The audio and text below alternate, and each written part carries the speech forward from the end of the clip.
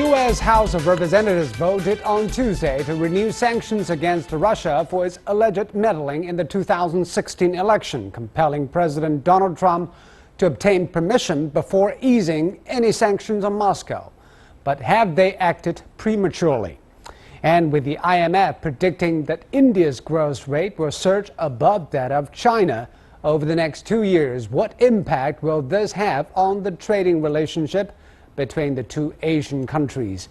Welcome to The Point. I'm Zhou Yue, sitting in for Liu Xin.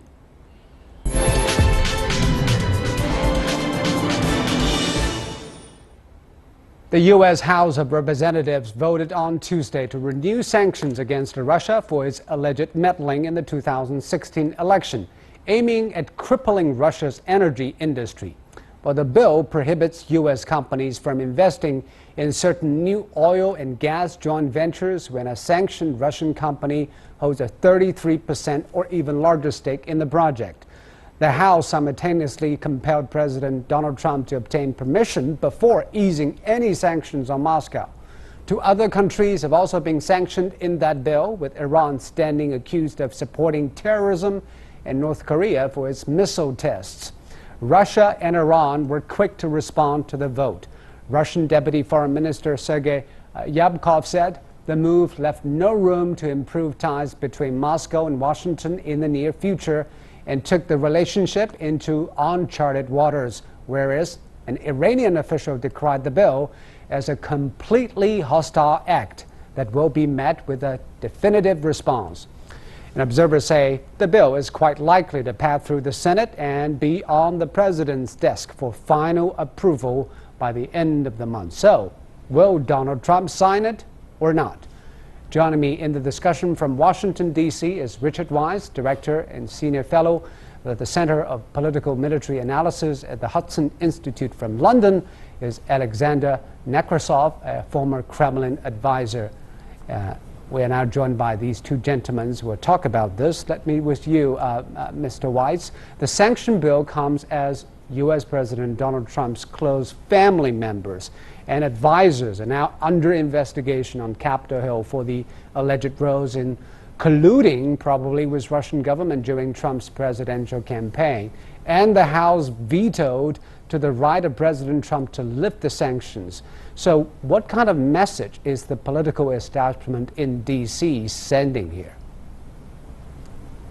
Right. As soon as Trump won the election, the members of Congress, noting his, I think, sincere desire to improve relations with Russia, were concerned that as part of that process he might make concessions beyond which they were comfortable with. So they started to think about how they could make the sanctions on Russia, which before had only been put in place by presidential action and therefore could be rescinded by an action of president, into law.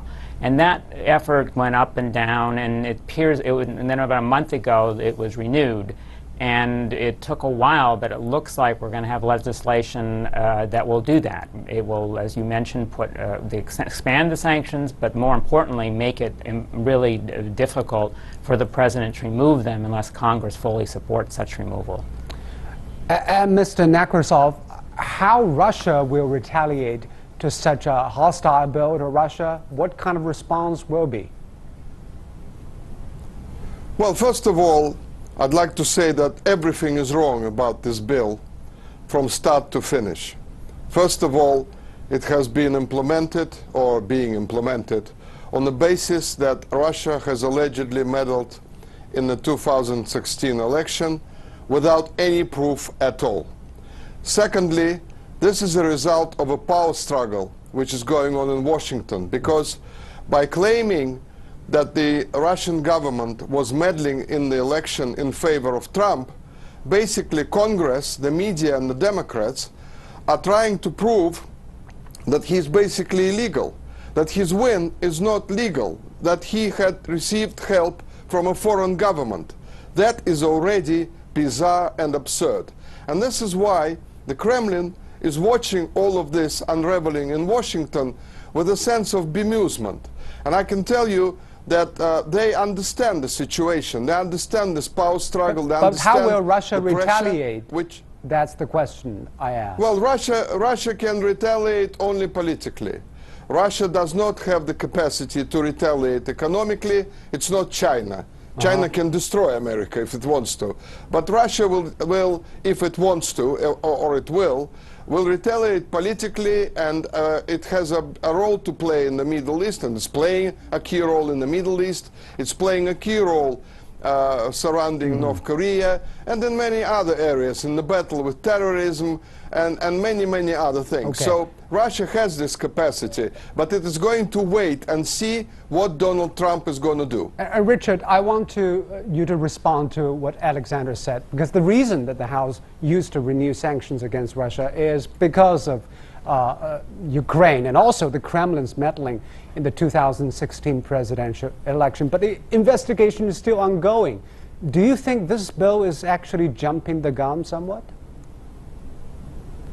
Well, the issue is, I think that the Congress were concerned that, I mean, President Trump made it clear during the election, and since the election, he wants to improve relations with Russia, and he wants to cooperate with Russia on counterterrorism, on Syria, and so on. And then the question is, what would he be willing to trade in order to secure that cooperation? And there was discussion about rescinding some or all of the sanctions that have been put on Russia in the past.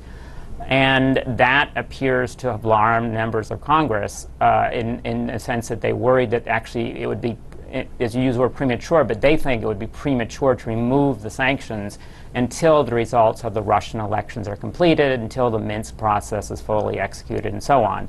So in a way, it's a little political struggle, but it's also a struggle between the branches. But it's just also a question about what you think is the best strategy for Russia. Do you, as President Trump does, try and make overtures initially and try and make reciprocal concessions, and that would improve relations? Or do you, as some members in Congress say, we've got to have a firm line, we've got to see the concessions first? And this debate is also seen in the other countries that are on the sanction. So this will make it and even more difficult for President Trump to improve relations with Russia. And do you think now the bill has been approved in the House, it's very likely to pass in the Senate, do you think Donald Trump will sign it or veto it? Well, the president has three options. He can sign the bill, which is normally what happens after congressional legislation. He can veto it. He hasn't vetoed anything yet because he has majorities in houses of Congress. The thinking is, though, that this bill would be overridden. I mean, it's very easy for a member of Congress to vote for sanctions on Russia, North Korea, and Iran. They don't have many defenders in Congress. So he has a third option, though, which is he could not sign it, and it then becomes law without his signature. And that way, he could signify his disapproval of, as you said, constraining his abilities to negotiate with Russia, encroaching on presidential power.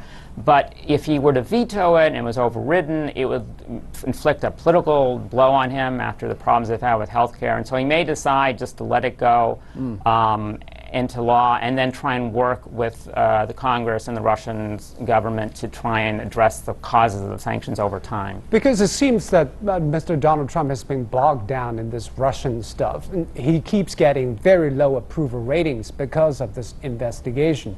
From what you are seeing, how secure is him within the White House? What kind of damage this has done to his presidency? It certainly has constrained his influence in Congress, as has hurt his popularity. However, there is no evidence yet that he committed a crime or that he actively or surrogates actively collaborated with the Russian government to try and influence the elections. There have been meetings, but I mean, they're still investigating the content of those meetings. So unless there's an evidence of an impeachable crime, he'll stay in power, but with decreased popularity. And we've seen this with other U.S. presidents, and we've seen this and also with a lot of European leaders, in France, for example. So it'll just be a weaker president than he would like to be. And Alexander, the Russian side is concerned. Lifting sanctions will be damaging to Russian economy, of course. How Russian will take this process? Also, it is a blow to European partners of Russian. Well, first of all, I'd like to say that there is a fourth option I would like to add to my colleague in America. What would that be? Trump can sign that bill, but he is the executive branch. He's going to oversee those sanctions. And he might just as well look the other way, because it's the Treasury that's going to implement those sanctions. But that will, and he can just that tell will the do Treasury, more political damage to him. No, but it happened before. You see, all these symbolical things are one thing, but when you get to the implementation, it's quite a different matter. And many of the sanctions, by the way, that were not implemented strictly. But I'm just adding a fourth option, which I wanted to add. If that didn't happen, will Russian economy suffer a huge blow because of the more stringent sanctions this time around? Well, first of all, let's put this in perspective. The European allies of the United States are already very disappointed with this bill. They are already voicing their concerns, Germany, Austria, others, because they were not consulted on that. They treat this in a way as a mistake, because this concerns energy. And energy is a very delicate matter for the Europeans. And they have an established relationship with Russia, and they are not really welcoming the idea which Trump and the administration are pushing through, that they will replace Russia at some point and by supplying Europe with energy. And that is why Russia can see this, and it will use these differences to drive a wedge between the Europeans and the Americans. Richard, this is probably the biggest leverage for Russians, because EU and US are already at odds over the Paris Accord, NATO, and trade issues. Will this new divergence over the sanctions against Russia further exacerbate the relationship? The relationship with the U.S. and the EU, or the U.S. and Russia, or Russia and the EU? Which relationship? The relationship between U.S. and Europe. Yes. These transatlantic differences over sanctions were common in the Cold War, particularly under Reagan. They were reduced a lot under Obama, because there was a lot. The Europeans and the Americans worked very closely on the Iran sanctions, for example. We're seeing differences. There is concern, but of course the EU itself is divided. Some countries, such as Germany, are eager to develop energy ties with Russia. Others, such as East European countries, perhaps very close, who are being circumvented by some pipelines, are more concerned. The Turks are very eager. So in a way, you're going to exacerbate tensions within NATO and the EU, whatever the outcome is over the sanctions. So far, they've been managed. These tensions have been managed. But long term, I agree with our Russian colleague that the Russian government will probably try and exploit differences among the NATO, EU countries, including with the U.S., over this and other issues. All right. Thank you very much, Richard and Alexander. Richard Wise, Director and Senior Fellow at the Center for Political and Military Analysis at Hudson Institute, and also Alexander from Russia. And here is my point. Actually, Europe has reacted sharply to the U.S. House of Representatives sanctions bill, saying that it is unacceptable to European interests. This episode exposes the fundamental conflicts across the Atlantic since the election of Donald Trump as U.S. president. While European politicians attacked Trump once and again, conflicts are erupting now over a new bill that will block Trump's freedom of action in ties with Russia. German Foreign Minister Sigmar Gabriel has already denounced an earlier version of the bill, arguing it was about the sale of American liquefied gas and the sidelining of Russian supplies in the European market in order to secure American jobs. Well, the question is whether the U.S.-EU rivalry will escalate into some kind of breakdown in trade and even political relations that could devastate the world economy. And that will be a nightmare to everybody, including Americans. You're now watching The Point. Don't go away, we'll be right back. The International Monetary Fund has projected that India's GDP will stay ahead of China's in 2017 as well as in 2018. In its World Economic Outlook update, the agency retained India's GDP rate at 7.2% for the current fiscal year and predicts a 7.7% growth for 2018. In the case of China, the forecast has been marginally raised to 6.7% for 2017 and 6.4% for 2018. Many observers are saying the economic pole of global growth has moved from China to its neighbor India over the past few years. Is that really the case, or is it the whole picture? Seen by many as big competitors, how will the two countries navigate their future cooperation? Joining me in the studio is Zhang Jianping, a senior researcher with the Chinese Academy of International Trade and Economic Cooperation at the Chinese Ministry of Commerce. And from New Delhi, we have Mr. Ravi Buttalingam, an honorary fellow from the Institute of Chinese Studies. Let me start with you, Mr. Zhang. Not only the IMF, but a few days ago, a Harvard University study projected much faster growth for India than China. It predicted that China's growth could fall below 5%, to be exact 4.4 in the coming years until 2025, while India will perform very well, growing about 7% during the same period. How do you look at the projections? I think that in theory, this type of scenario would be possible. But don't forget that today China's GDP scale is already, on the second place in the world. Very big economy scale. So that means even if lower a little bit growth rate, but you know that economic growth, this part is also still will be very huge.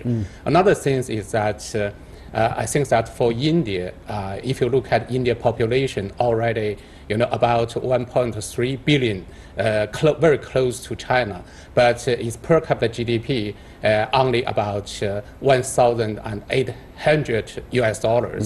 So that means in India, the development demand will be very huge. So nowadays, India started to promote, made in India, and then they will enjoy, high growth rate. But in practice, that will, if India can maintain more than 7% high growth rate, that will rely on if India will keep their, opening up, and if they can attract enough, FDI inflow, or if India can, keep their, policy. Ravi, are you optimistic about India's growth as IMF and Harvard?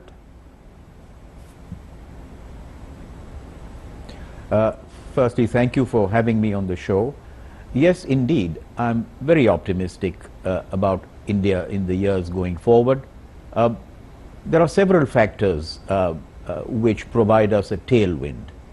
One is that the economic conditions in India are very ripe at the moment to maintain a rapid growth rate.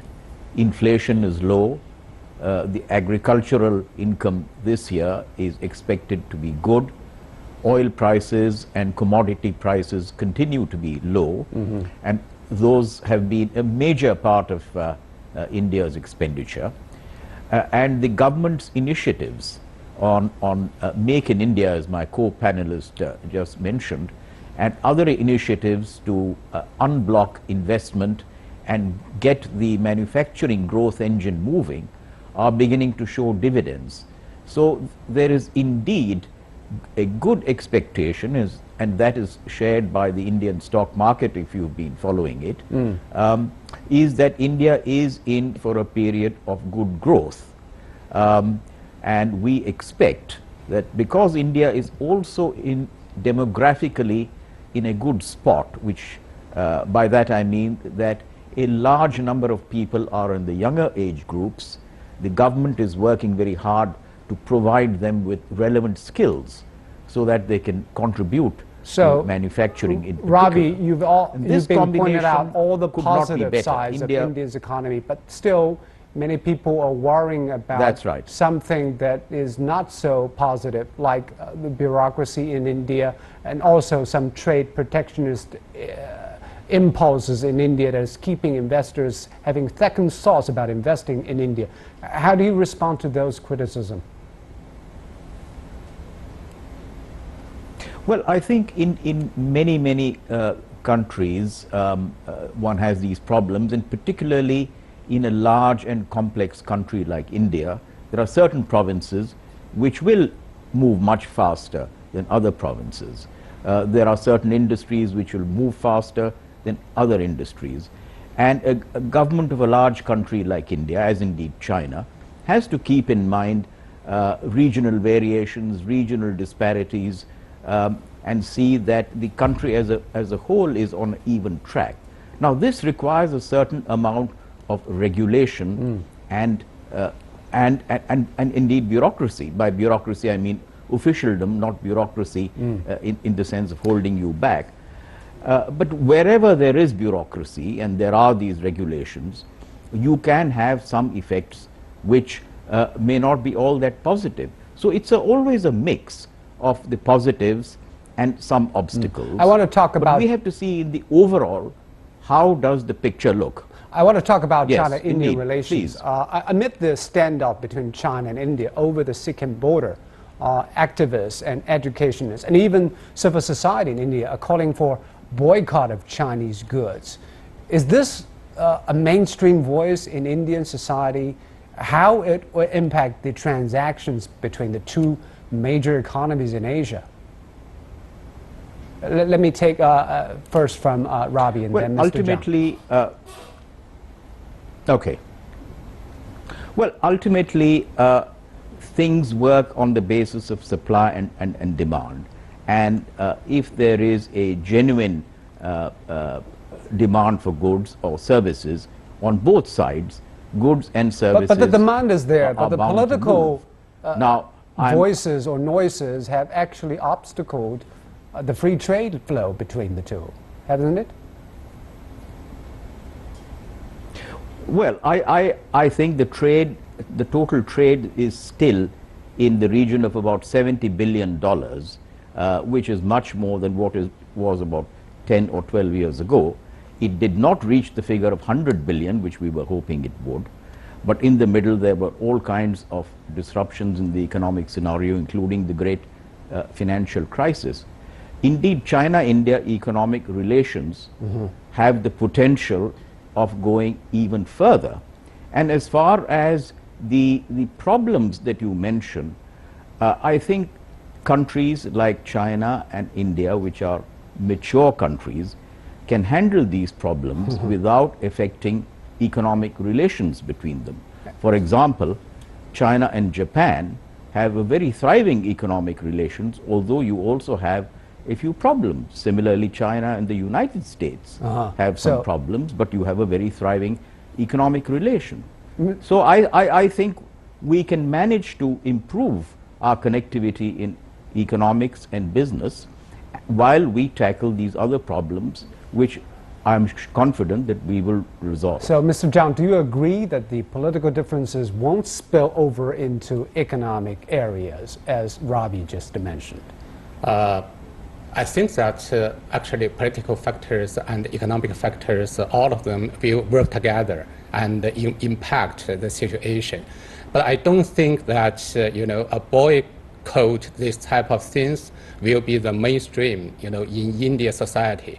If you look at the trade data between China and India, every year trade volume about 70 billion US dollars, but China's export to India about 60 billion US dollars, but India to China only about 100 billion, 10 billion US dollars. That means India's side has a very huge trade deficit for Chinese against the Chinese side. Don't forget that today India poor people and India middle class, actually they are deeply enjoy those those products made in China that's belonging to affordable products. So in case that a boycott happened, I'm afraid that those poor people and the middle class will suffer from that process. So Ravi, it seems that the lack of progress in the economic field has a lot to do with the lack of political trust between the two. In the first half of 2017, 12 of 35 trade remedy investigations against China's export products came from India, and also India's reluctance to join the China-sponsored Belt and Road Initiative. Why India is so suspicious of China's initiative? Well, let me answer the point you made about the economic growth not from India's side, the deficit being too high. Now, I think this is really the factor that needs to be tackled, because in any trade relationship which has great potential, and the India-China trade relationship has very great potential because of there being large countries and big economies, some of the obstructions and blockages which obstruct the growth of trade have to be tackled. And I think the problem here is not really the Belt and Road situation. The problem here is there is insufficient and detailed understanding in India of how the Chinese market works, and in China about how the Indian market works. What needs to happen And to we need improve to study that? this in much more greater. Well, let me give you an example of pharmaceuticals. Now, India is well known as one of the world's cheapest and most high quality producer of generic drugs. We export a lot of these to the United States under FDA regulated conditions. But it has been a problem getting these drugs permission to be sold in China. I think At the China same has the time, same concern, China Mr. has Zhang. an issue Chinese of reducing. companies are having troubles investing and making businesses in India because of the blockades from the government. Even like that, actually now every year China's investment in India I think this is $5 billion US dollars. That's a big number. You know that every year for India, FDI inflow only about $45 billion US dollars. So in this regard, I think that maybe the situation will impact bilateral investment both sides have complained about the trade practices and policies, but we're running out of time. Thank you very much, Ravi, and thank you, Mr. Zhang, for your analysis. Mr. Zhang Jianping from Chinese Academy of International Trade and Economic Cooperation, and Ravi Butlingam from Institute of Chinese Studies. And with that, we come to the end of this edition of The Point. Follow us on Twitter and visit our Facebook page using handle @ThePoint with Liu Xin, and download the application called CGTN Live, or go to YouTube, look for CGTN The Point. Thanks for watching. Goodbye.